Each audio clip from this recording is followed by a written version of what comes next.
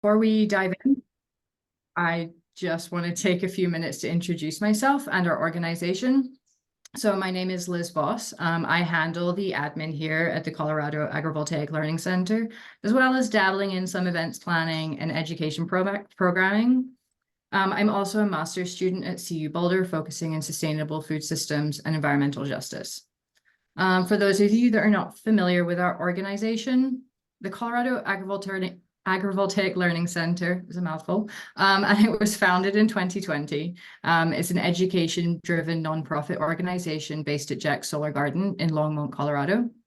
Our mission is to showcase clean energy coupled with local food production to educate and inspire the community into taking action to improve our land stewardship within solar arrays. You'll see here we have our three educational pillars: youth, community members, and policymakers. And this is where we try and focus our education towards our current and future change makers. So a quick introduction to our team. We have Byron Komanek. He is our executive director and owner of Jack's Solar Garden. He runs a fully subscribed community solar program while advocating for agrivoltaic expansion, supporting implementation of agrivoltaics in other sites. Allison Jackson is our education and policy manager. She leads the education program and recently published a technical paper in collaboration with the National Renewable Energy Lab on Colorado solar siting policy, and that is hosted on our website. Then we have Austin Hazelhurst. He is our special projects analyst and handles industry outreach and has published a number of useful fact sheets and agrivoltaic guidance materials, which you can also find on our website. And he supports Byron with agrivoltaic consulting.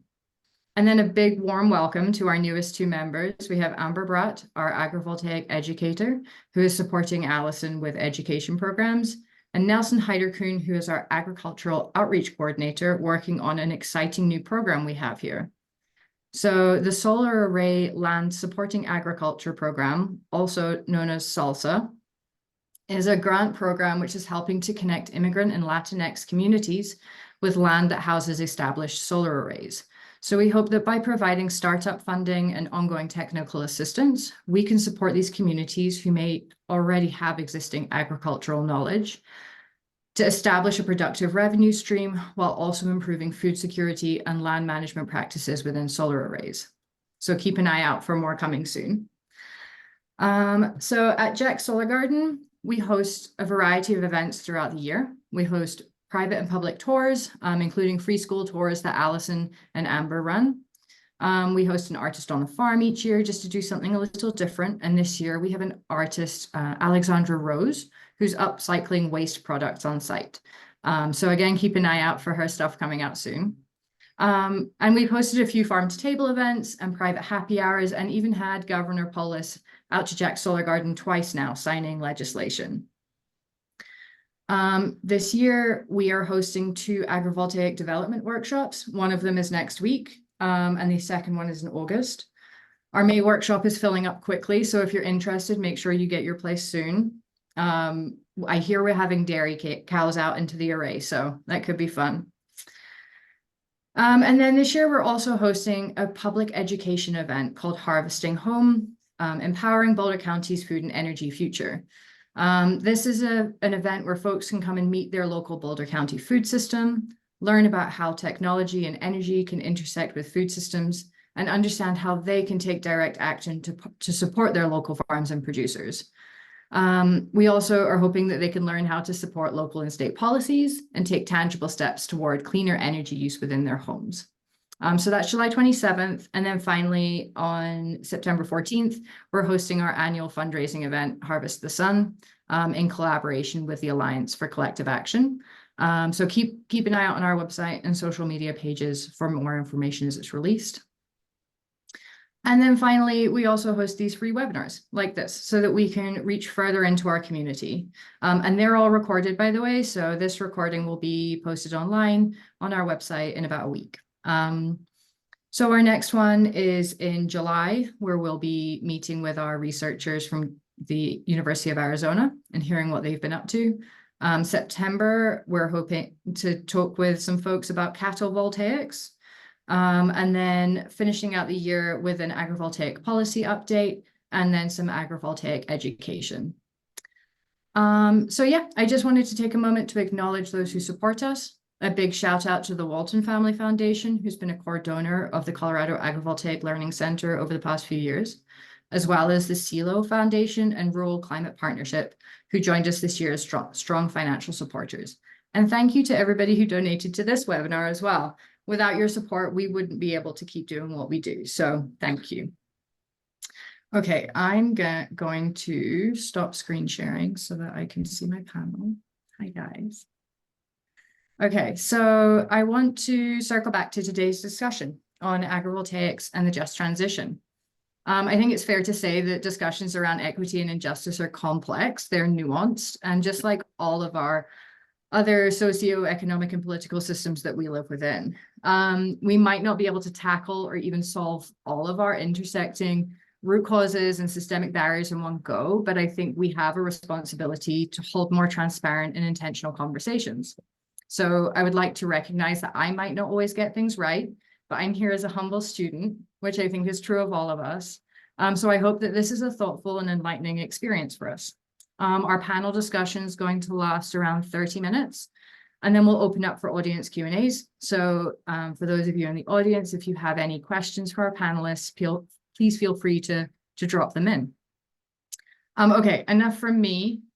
Let's get to the people we really want to talk to. So I'm privileged to introduce our wonderful panelists. Can we do a quick round of introductions, please? Starting with you, Theo.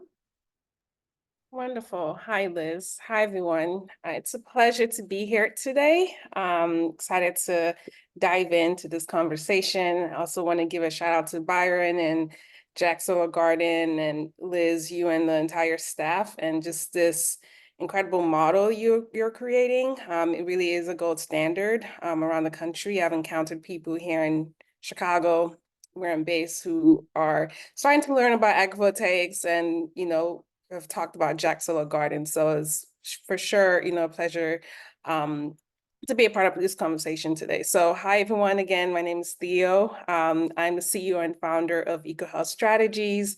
Recently founded my firm after 10 plus years being in a clean energy environmental space. I've held roles at Lightstar, held roles at Nexamp, and worked for the federal government. My passion lies around promoting access to clean energy at the nexus of community engagement, policy, and just broad-based partnership. So just recognizing the need for promoting that, I created my firm August of last year. We are dedicated to what we call safeguarding our future. We envision a space, a planet where communities are resilient and have the ability to participate in the clean energy transition. Particularly those communities are disproportionately impacted by pollution and climate change. I grew up in Bronx, New York City, in an environmental justice community, so I'm very passionate about ensuring that the transition is as equitable and just as possible. We collaborate with utilities, energy providers, governmental agencies to develop and equitably implement their climate solutions, from solar, climate resiliency, and energy efficiency. We are about, like I said, about 7 to 8 months in, but we're very excited about the work that we're already doing so far. We just wrapped up a project here in Illinois, in partnership with Bloomberg Philanthropies, Cook County government, which is the largest county here in Illinois, identifying just some climate-related needs in some very underserved communities and working to draft their climate action plan. The work is rewarding. I'm passionate about it and excited to be here today. Thank you. Thank you, Theo. We'll go to Stacie next. Great. And thank you, Liz and Byron and Jack Solar Garden out in the Colorado Agrivoltaic Learning Center, all the great work that you do. And thank you, Theo and Knowledge, for having me be part of this group. I am the Energy Program Director at the National Center for Appropriate Technology, also called NCAT. And what we are is a sustainable agriculture and a sustainable energy nonprofit. We've been working in this space since the 70s, and we do this through a few different programs. Over in the energy side, we have the LIHEAP Clearinghouse, which is the Low Income Energy Assistance Program. We do that for DPHHS. We do energy engineering, energy efficiency work, a lot of work with utilities, similar to what Theo's talking about. We're really interested in making sure that this works for low income communities and it works in Justice 40 communities. We do work with the USDA on their REAP program with Native American communities. We have a technical assistance program for that. And then we work in residential energy and energy codes, paying particular attention to low and moderate income. And then my favorite project is the Agri-Solar Clearinghouse, which we do with the DOE. I'm the PI on that, and it's just been a really, really fun project to work in, to get to know and understand the agrivoltaic community, get to come down. I think one of the first things we did was come to Jack's Solar Garden because, you know, you can't do this without you. So we've really had a wonderful time watching all of the amazing work that's being done there and how it's grown over the years. The other part of NCAT does sustainable agriculture work, and we do technical assistance through programs like ATRA with USDA, or Arm to Farm, which helps veterans transition into farming. We have a program called Soil for Water that looks into soil health. And then we do climate smart commodity work with USDA. So we're going to be starting a agrivoltaic project through that with the University of Texas Rio Grande Valley. But that's probably enough for now. I'll hand it off to Knowledge.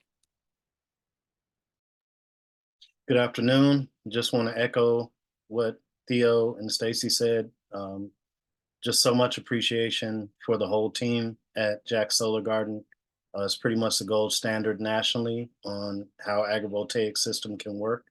And it's one of the few places in the United States that you can actually see it in real time. So just want to, you know, share my appreciation for what you all do, and special acknowledgement to Liz for her behind the scenes work to make this event happen. So thank you, Liz. My name is Knowledge Murphy. I am formerly with American Farmland Trust. I worked as a Western solar specialist with them. I'm currently full-time running my solar company. So Black Man Green Plants LLC is the only Black-owned solar panel company in the state of Oregon. I'm currently doing a lot of consulting, both nationally and internationally, on both solar and agrivoltaics projects. Just was talking about an international project yesterday in the Caribbean. So just, I'm basically a translator for a lot of Black farmers and landowners who are interested in this, but nobody talks to them. So I wind up explaining and breaking down the different ways that they can go about it, making introductions, connections, and things like that. So I play sort of the role in basketball of a point guard in agrivoltaics. I distribute the ball, I give people the information, I provide people with resources and point them in the right direction. So glad to be here today and looking forward to this robust conversation. Thank you. That's great, thank you. And true to form, my dog is barking. So actually just following on from that Knowledge, I think where you are placed within your role directly, I'm gonna kick off the first question with you. So we often hear about a just transition, and we hear about it in terms of the clean energy transition, but this only captures a small part of what a just transition actually is, right? The just transition isn't a single idea or a concept, but it's a nuanced intersection of environmental, social issues, founded in primarily like environmental racism, classism, sexism across all aspects of our life. And addressing this is like really challenging. So I think it's important to set the scene, tell a bit of a story, like how did we get here? And how are all of these interrelated issues connected? Sure. So I think a lot of people here know what the just transition is about and what the focus is. If you don't, it's solely, or a large part of it is based on how we responsibly transition from a fossil fuel-based economy and infrastructure to a more sustainable, clean, renewable energy infrastructure and energy system. And within that, we use the phrase a just transition. But it's difficult to actually do that because we don't really have many examples of in our country when we actually did something that was just for everybody. It's usually just for a segment of the population. And then, depending on who's in power, that could be reversed. So I'll just give a little background. You were asking about background. When we think about the United States design, because our government and our system was designed. So when you think about our government's design around 1775, and I'm going to give all due credit to soon to be Dr. Desiree Williams Raji for her work in bringing this about.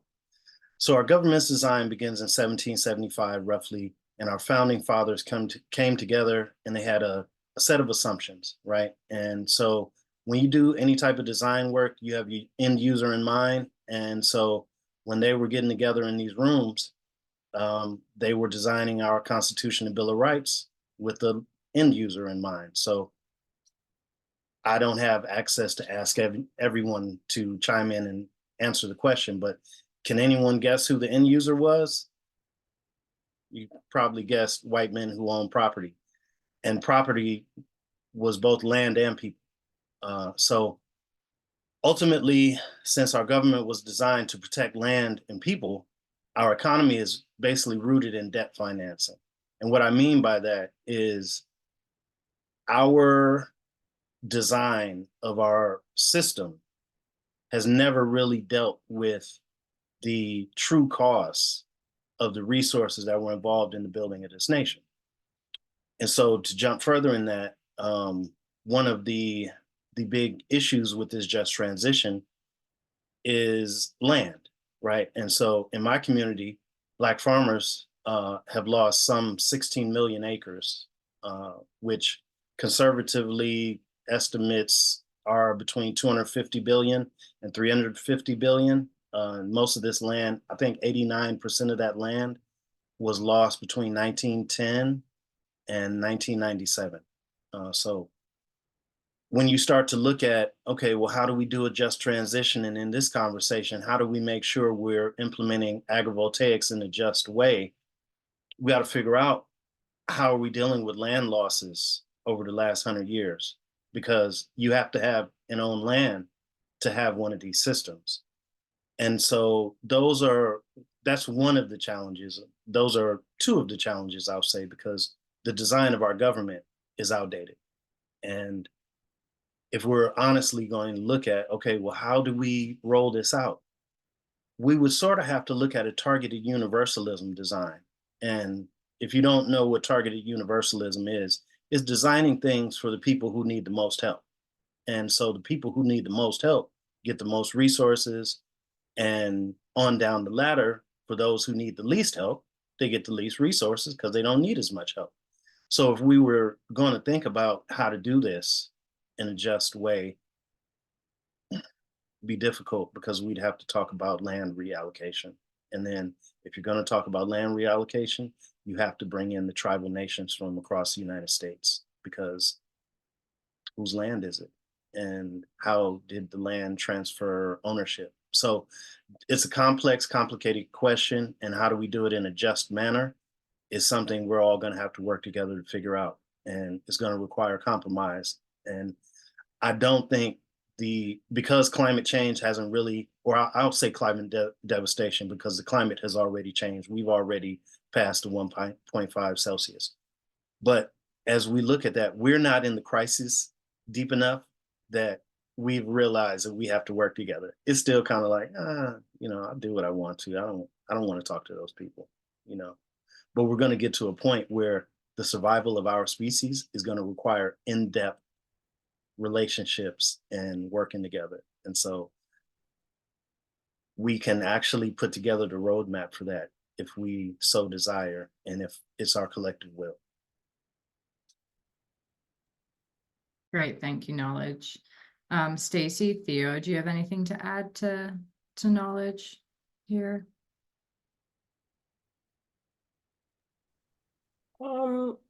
I think knowledge, thank you for that historical perspective. One thing that jumped at me that aligns with just the ethos of my company is that cross-functional collaboration. Having been in the solar industry for many years, it became clear to me, and being on the policy side where I had to, engage with external stakeholders, from policymakers to government agencies to communities, it's just clear that folks are not talking. And if we're thinking about just solar projects, agrivoltaics projects being developed.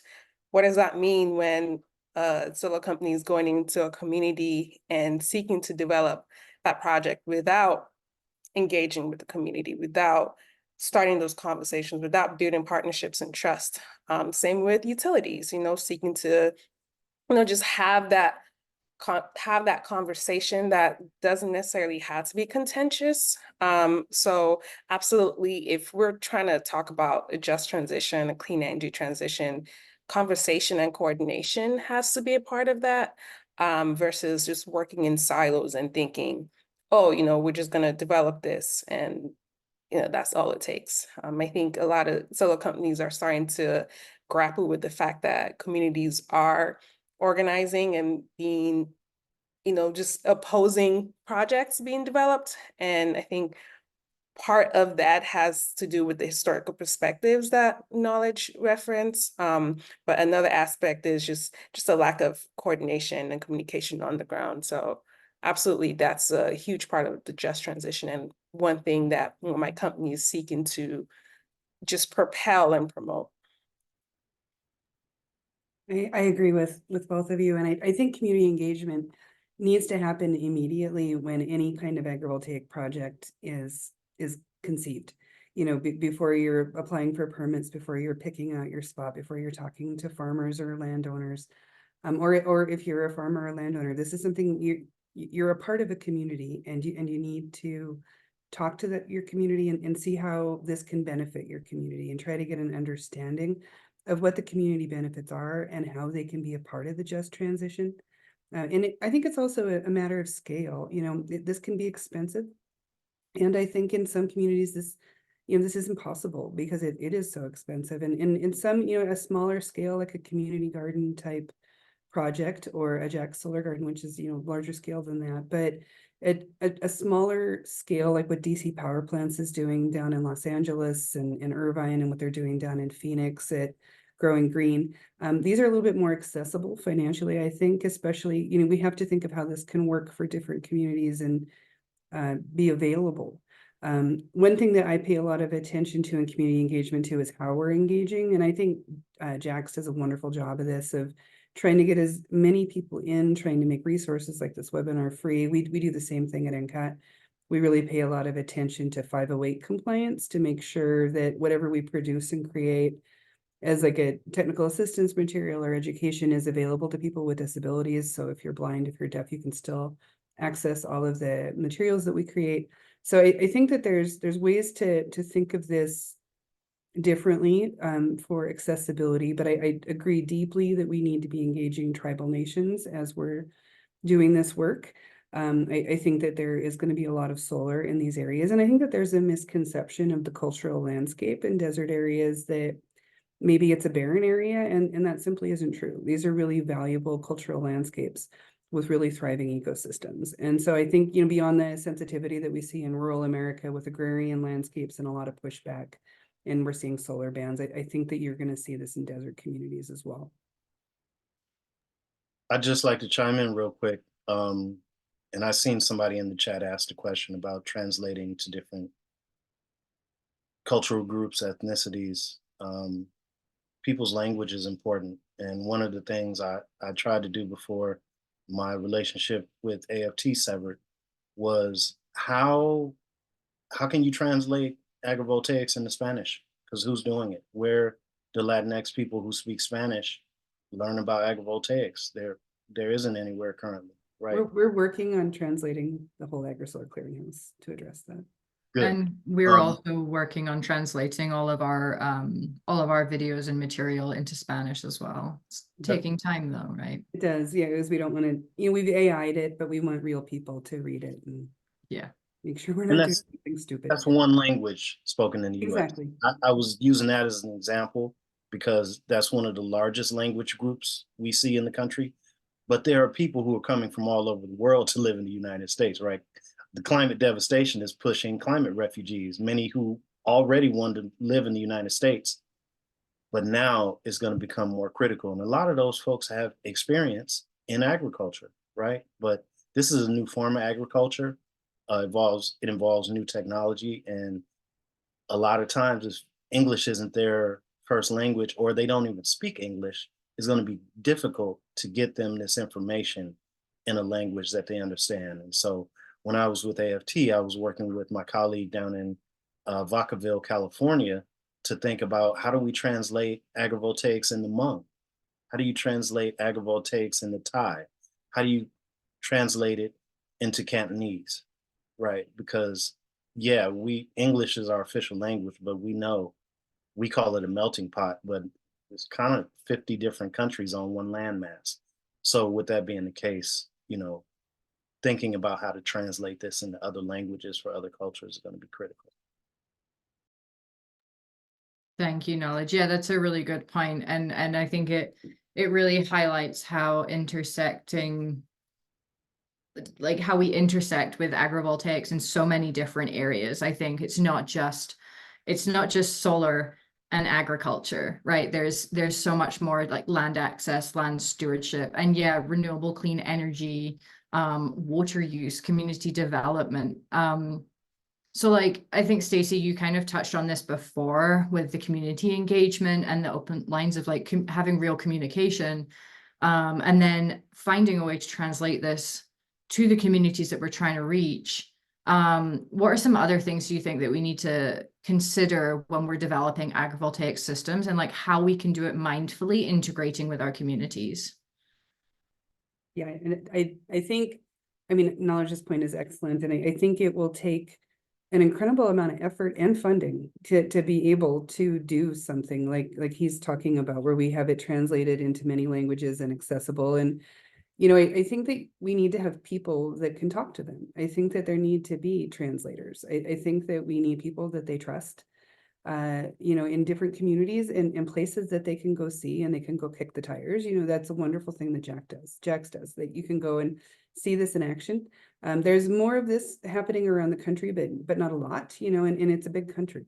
So I think more sites, and in agrivoltaics is different in different places. It could be solar grazing, it could be beekeeping, it could be solar crop co-location, all three.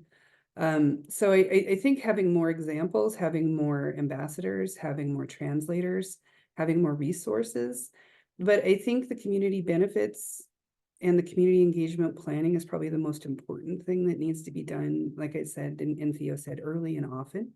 And I think folks need to be open to that feedback and try to incorporate community benefits. There has to be a willingness for people to want these agrivoltaic projects to be just. A lot of times I get feedback that, that sounds great, but it sounds really expensive. And so there has to be a will on several people's part, that they're willing to spend the additional effort, energy, and money to create a just agrivoltaic project. So I think that that's there. And again, I think the scale is, something that we're going to always hit up against. It's the larger it gets, the harder it's going to be to do something that's just in what I've seen. But I'd be interested in hearing what Theo and Knowledge think about the scale issue, and if you are seeing that as well. So I'm based in Chicago, and a year and a half ago, after the Clean Energy Jobs Act passed here, excuse me, I was still at Lightstar at the time, and we were participating in the implementation of CEJA, and I advocated to the policymakers that administer the Illinois program just introducing the concept of agrivoltaics to them, because, you know, being in the Midwest, you know, particularly Southern and Central Illinois, there are, you know, numerous farming communities. And over the past few years, we've grappled with intense heat waves over the summer. It's led to less crop yield. It's led to, you know, just a lot of economic instability for the farming communities. So just educating the policymakers on just the concept, the model of agrivoltaics, it was an eye opener because they were just shocked. They didn't know it existed. And these are energy professionals, you know, that have been in the industry for, you know, quite a long time, because they saw just the implications of what, you know, the model could bring to communities. It's not just the energy generation, it's the food production on the same arrays, right? And so bringing in, you know, just the evidence-based research that, you know, folks like yourself, Stacie, has done, showing that it actually leads to increased crop yield, water retention, and, you know, all of these resource constraints that, you know, communities have been grappling with. It felt like a long shot for them to have agrivoltaics be a part of the program.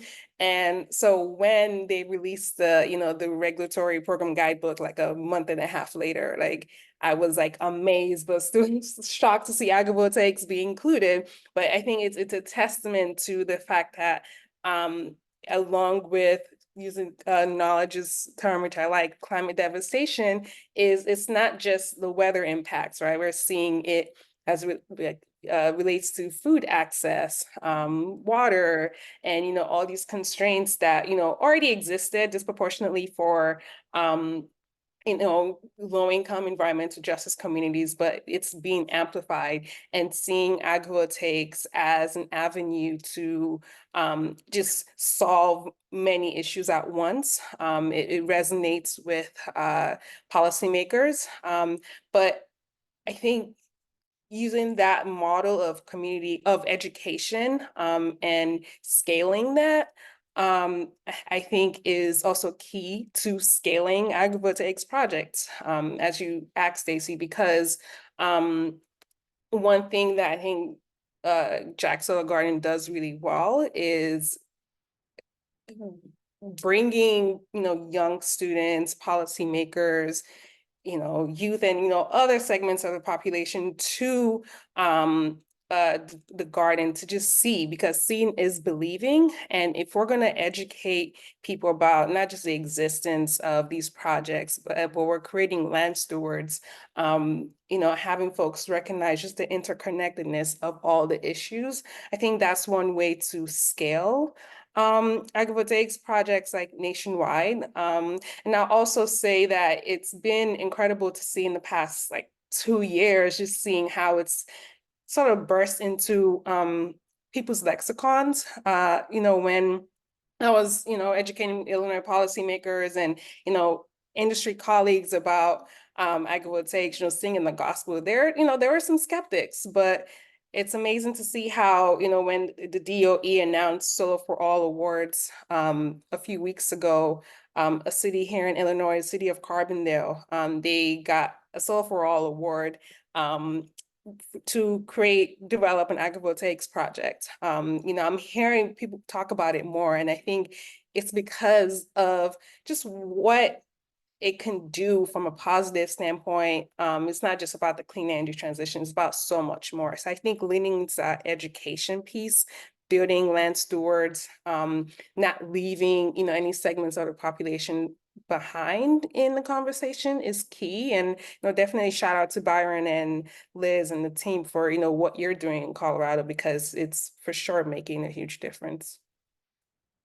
Thank you, Theo. And actually, yeah, I just want to pick up on that. There is a huge amount of money coming for solar at the moment, right? Between IRA funds, the Solar for All program. And I want to know, like, how can we make sure in our positions, how can we make sure that that is funneled to the right places? Because I worry that we're on the verge of rapid development that is going to leave people that we're already leaving behind. Is going to continue doing that. So I wonder if you can speak to what we can be doing actively now to try and tackle that.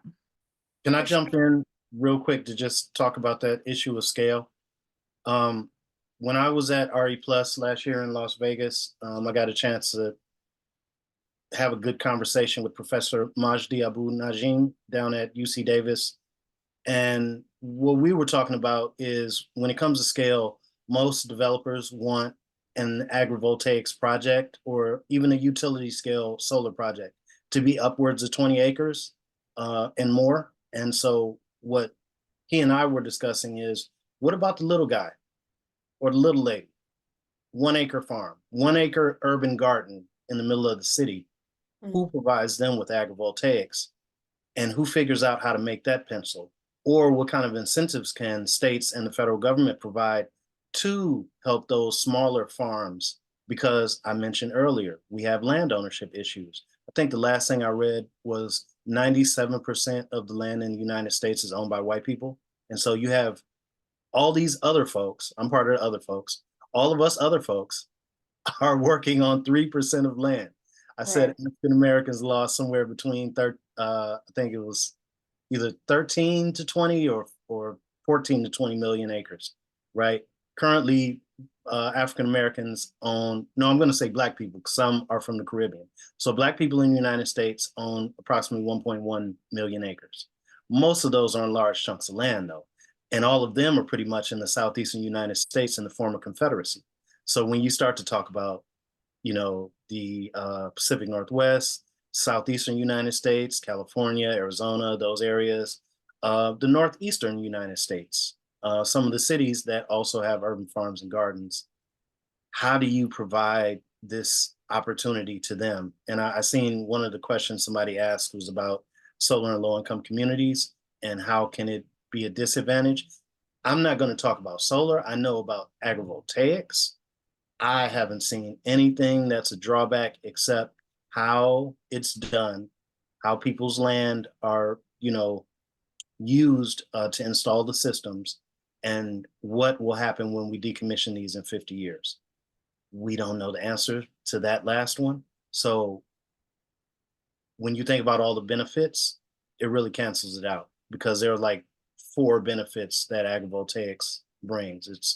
It's the another source of income for the farmer. It's allowing them to still keep their agricultural income coming in. It reduces their water consumption. And out here in Oregon State University, Chad Higgins and his team are making fertilizer by electrolysis, separating the water and the hydrogen and adding nitrogen to create fertilizer. So when you add those together in a low-income community, that's not a loss. There's no way that they're disadvantaged in that situation. So I think agrivoltaics represents a new wing of solar that, unlike just traditional solar, has multiple benefits, but has to be done in a smaller scale. We have to figure out how to do it for the small little farmer. I have one comment on that. I guess two. On the small scale, I completely agree. And I think if people can see it on a small scale in community gardens, they're going to see that benefit and they're going to be able to be a part of it. So I think from an education perspective, like Theo was talking about, I think it's really important there. I think for funding, I'm seeing REAP grants work for this. So you can get up to 50% paid. So that's something that's available to folks in rural areas. It's not going to work in a large city, so over 50,000 people. But that's at least there. That's something that people can be doing. But to the low income point, and this isn't agrivoltaic specific, but it's solar. And there is a good resource. I'll drop it in the chat. One of our board members, Bernetta Hayes from the National Consumer Law Center, wrote about consumer protections for low income with community solar. It's not that it's a bad deal for low income, but there are protections that should be in place. Things like transparency in bills, so they don't have long-term contracts, that folks can actually see what the bill savings are, understand their terms, and so that they can get out of these, especially if they move, if they're renting. I think that those are going to be important to put in place in agrivoltaic contracts as well. So I'll stop talking and drop that into the link. Yeah. Absolutely. Completely echo everything, you've both said, but I wanted to go back to the question Liz had directed to me. I think it was about funding and just ensuring that folks aren't left behind, right, Liz? Yeah, we were talking to funding and how much money is coming towards solar, right? And making sure that we're able to develop in ways that consider all of our people. Definitely. I think a couple of things, like you're right, this is like historic time for levels of federal funding, and I think private funding as well. And it's been great to see, like small grassroots organizations that I've seen work in this space for many, many years, get access to funding that, just historic levels that they've, been, struggling to get access to for many years. So on the one hand, I have seen, organizations get their just due in that way. Folks are embedded in communities, know what community needs, versus, just entering and, just being extractive, like fossil fuels have done in the past. So when I think about one, the level of funding that exists, but also tagged along with just transition and the intersectionality of that from gender and disabilities and, just all of these, marginalized groups. I just think about how solar and agrivoltaics can be restorative and regenerative versus the extractive nature of, like I said, fossil fuels. So in this historic time that we have, as relates to like levels of funding, I just think about capacity building. Here in Chicago, there's a great nonprofit called Elevate. They are based in Chicago, as I said, but working nationally to build capacity for various communities across the country to get access to these federal funds, be it strategic planning, like recognizing, okay, so what if you get access to these funds, like what projects will you utilize them for? Have you ever applied for a federal grant before? Yes, no, if not, let's give you grant writing access. And it's made a wealth of difference for grassroots organizations, for, underserved municipalities that, have been grappling with, just very little budget and access, but recognizes climate related needs that their constituents have. So I'll say capacity building is definitely key, putting money where your mouth is. Also speaking to, solar developers, it's not just about beauty, coming into a community and seeking to engage them and, develop a project. Like what other tangible support are you offering? What other opportunities are you helping unlock, pathways that could create not just trust, but funding access and opportunities that, can lead to solar being developed in their communities. So, are you offering like technical assistance? Are you funding or providing support for a community-based organization that offers technical assistance? So yeah, those are just the many thoughts I have, but I will say that I'm overall pleased to see just how the access to the IRA funds has been maximized and operationalized.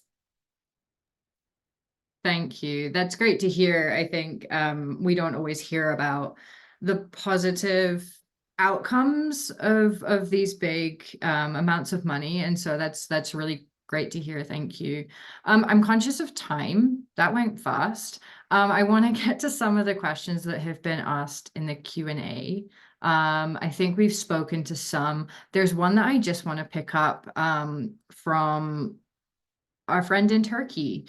So yeah, Italy banned agrivoltaics last week, a blanket ban, which is quite interesting. And so they're asking how we see agrivoltaic future in the US. So quite broad, but have at it. very interesting. Yeah, thank you for alerting me to that. I'll definitely take a look into why that's banned. It's very interesting. Because on the other hand, as a policymaker, as someone that's been in state capitals around the country, I'm seeing more interest in agrivoltaics. And a lot of that has to do with the things that communities have been saying. So in Illinois, when we were working to pass the Clean Energy Jobs Act in 2021, it was like a 2.5-year endeavor.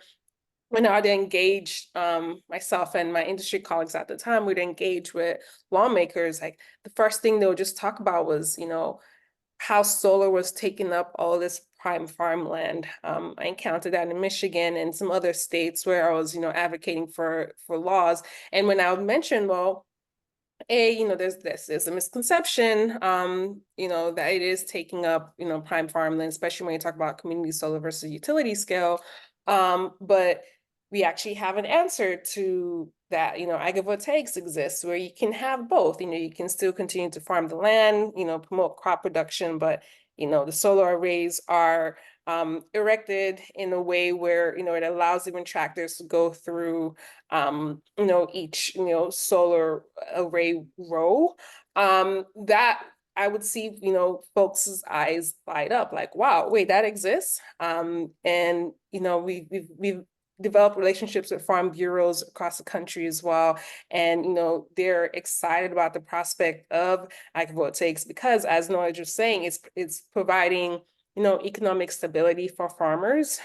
These leases are quite lucrative, but there are models where a developer pays the farmer for access, to lease, segment of their land, but they're also being paid to farm the land. So I'm seeing agrivoltaics be one avenue to answer, just some of the criticisms that solar has been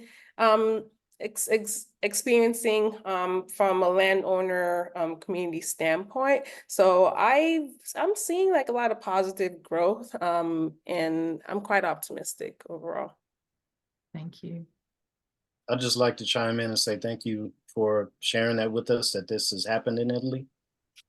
It's interesting because I was working with a colleague in California trying to help a citrus grower figure out how she could implement agrivoltaics on her citrus farm. And she didn't think it was possible. And Italy was the only example I could find in the world of people growing citrus trees and having agrivoltaic systems combined.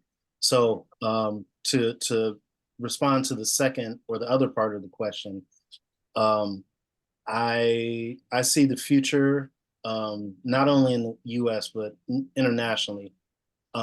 As water becomes more and more of an issue, more areas are going to be grappling drought. It's going to become a no-brainer. And people are going to wonder why it's not being implemented in all solar circumstances. I know a couple months back, Jack and I were discussing how to grow food in between existing solar arrays, existing utility scale solar projects.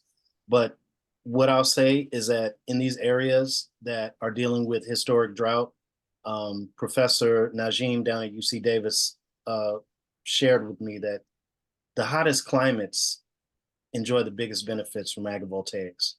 And so as we get further into the climate devastation and places are reaching these temperatures that we're not going to be able to grow our traditional foods in, more and more we're going to see people implementing agrivoltaics because it's a no-brainer. If you're blocking the plant and the plant is not sweating out all the water you just sprayed on it, you're going to save water. And in places like Oregon State, they are doing dry farming with agrivoltaics. They're not using any water. So as more people become aware of that, I think it's going to be accepted worldwide. I agree. And I think there's a farm worker health component to the extreme heat too. And as we've gone around and done tours around the country, we've been doing skin temperature tests. And I know that you guys have done this at Jack's and they're doing it down in Arizona as well. And we're seeing 10 to 20 degree skin temperature drops. And the number one cause of death of farm workers is heat stroke. And they die at a rate 35 times higher than other people in the country. in their workforce. So, I mean, there's work to be done in that. You know, farm workers are really taking a hit, and they're at the front of the climate crisis. So I think that this could be a potential solution to some of that, not all of it, obviously, but I think that there's something to be said for shade and access to shade for farm workers. In addition to all the ecosystem benefits, and like Knowledge said, you know, that their dryland farming is just amazing, and they're growing melons and dryland farming, and you know, they're seeing 75% decrease down in Arizona, and in water needs. It's just so impressive what this can do from an ecosystem services standpoint. I think another thing that we wanted to touch on that we didn't get a chance yet was access to land. There is an opportunity for folks that maybe don't have access to land or the capital to purchase land, to access the land between the rows. And there's groups like Big River Farms that are doing this in Minnesota. They're this great farming community. A lot of them are immigrant farmers that don't have access to land, and US Solar has stepped up and gave them access to the land in between their panels, and they're growing crops there, and they're working with the food group. And I think it's an amazing model that could be used around the country. I think that some of the sites are going to be a little difficult to retrofit given the height of the panels.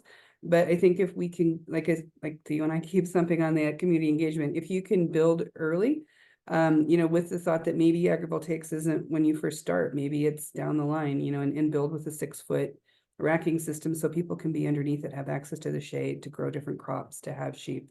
I think that that's going to go a long way to ensuring that this can be accessible to all and be a good solution for the just transition. I just want to jump in one last time. I just had a meeting yesterday with a company that's creating solar tubes. They have these solar tubes, and they're planning to use them for agrivoltaics. So when you have suspended solar tubes instead of solar panels, it changes the whole layout of your agrivoltaic system, because now you don't need the cement and the other things. And so I think as technology continues to develop, we're going to see new iterations of how agrivoltaic systems look. And I think that's also going to speed up the deployment of them, because when it doesn't take all of the upfront costs of the cement, of the different aspects of the infrastructure, the racking, all of those things, when you cut out the cost of all of that, now you're talking big profit, almost exclusively profit. So the systems will pay themselves off much quicker and just make it more viable for farmers. And the other thing I just wanted to touch on is people across the country are trying to figure out how to protect farmland, because we know we're going to need it the worse things get. And so this move to not only grow agrivoltaics, but how can we sneak some crop production underneath existing panels is going to be the new thing.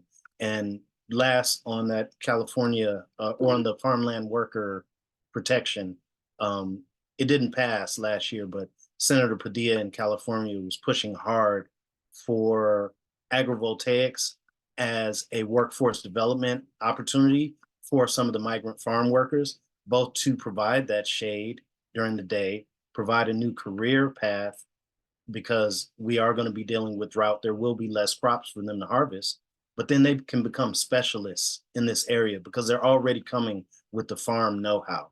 And I think that's another aspect we're not going to have time to touch on, but who will be the agrivoltaics workforce of the future that maintains the agrivoltaic systems for the landowners? Yeah. I just want to chime in here and make a correction to my previous statement. Actually, Italy has banned future solar on agriculture, but agrivoltaic facilities are actually not going to be included in that. So just to update me as a humble student here. Okay, so we have 5 minutes left, so I would just like to touch on some of the other questions. Stacie, I've noticed that you've marked some in the Q&A. Have you tackled those ones? Oh, no, I haven't. I was seeing how to answer them. I was going to try to type. Oh, okay, got I you. thought, because y'all do community solar, you might want to answer those questions, Byron, if you want to come on camera to talk about how this can work from an agrivoltaic perspective. Or not. There it is. No, that's all right. Y'all go ahead. You're doing great. Okay, well, there's a farmer in Northeast Oregon right now battling with Pacific Power or Pacific Core to build a community solar microgrid, and the power to the microgrid be provided by an agrivoltaic system. So looking at providing community solar and being sort of a resilience hub for that community via an agrivoltaic system. So I think we're also going to start seeing these hybrid systems. Another question I saw in there that I think I marked was that the Native American communities. Yeah. And I don't think they're any different than any other community. I think that it's going to have the same issues. You know, you're going to need to engage early and often and try to see what are the best community benefits for an agrivoltaic project, see what type would work best in that area. Talk to the community members, try to engage them, try to have them be a part of it. Try to have a workforce development piece, education piece, and you know, just try to engage them as much as possible. I think is going to be your best bet to have a good, successful project. But I really, truly don't think there's any difference in a Native American community and any other community.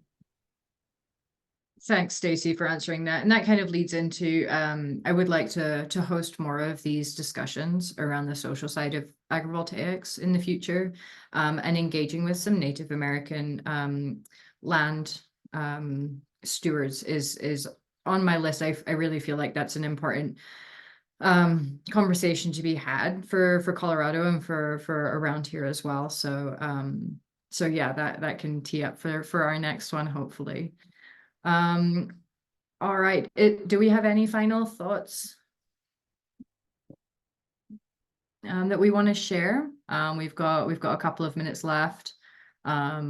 Maybe speak to how you see the conversation continuing, and some positives. Like, what is one like super positive thing that you are seeing right now that's just jazzing you every day?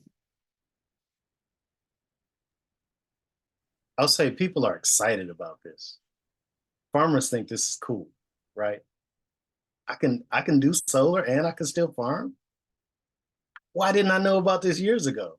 Yeah. And so I think that's really cool, is that farmers of all ethnicities are happy about this, never knew this was a possibility, and sure could use another source of income.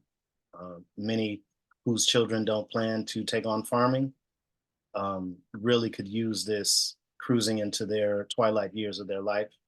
And so I just really see the benefits of it having profound impacts, especially on young farmers going forward who are going to start farming with this in mind.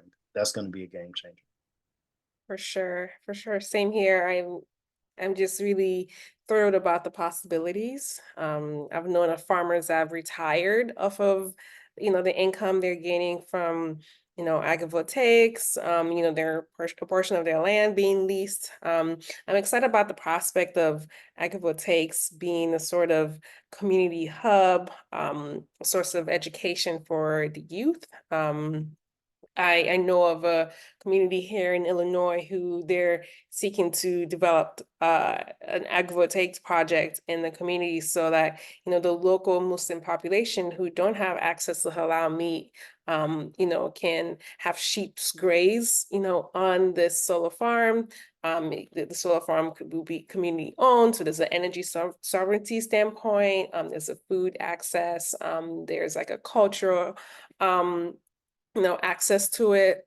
So just excited about the numerous possibilities that, I've seen that are coming up. So definitely, it's a great time. I'll echo what you both said. I think it's just so wonderful to be a part of this and to see how excited everyone is and to watch this community really support itself. I think, you can reach out to different people that have done this around the whole country and the whole world, and people are so excited. They're more than happy to share what they've learned and what they're doing and tell you about their new project. And I really have enjoyed seeing the youth engagement. I think that, a lot of the messaging, and understandably, that goes out in climate disaster information is just really negative, right? And so we finally have something that we can talk about with a little bit of hope. And I think that it's wonderful to have that hope and to talk about it and to talk about the future and to a potential solution, not just all of the devastation that we're going to face. Can I just say one last thing? Sure. Getting farmers assistance with filing or applying for all this money is a huge burden and a huge need. So, you know, getting farmers assistance with writing the REAP grant for the USDA solar money, rural, was it Rural Energy Across America program, or those are hard applications, and some applications require that you're a nonprofit. And I'm going through that right now with NREL C2C match program, right? You have to be a nonprofit. So helping farmers also understand some of these other requirements, or getting some wraparound service assistance in areas where, you know, all these organizations don't exist in these little rural towns, is going to be very critical to move this forward. Yeah, for sure. Well, folks, that's a wrap. I'm incredibly thankful for your time and energies today, and for everything we've covered. That was a really great conversation, and I hope that we can continue this in the future. So yeah, my thanks to you all. Yeah, And enjoy the rest of your day. thank you. It's a pleasure. Thank you. Thank you, everyone. All right, thanks. Bye. Thanks for being here. Cheers. Bye.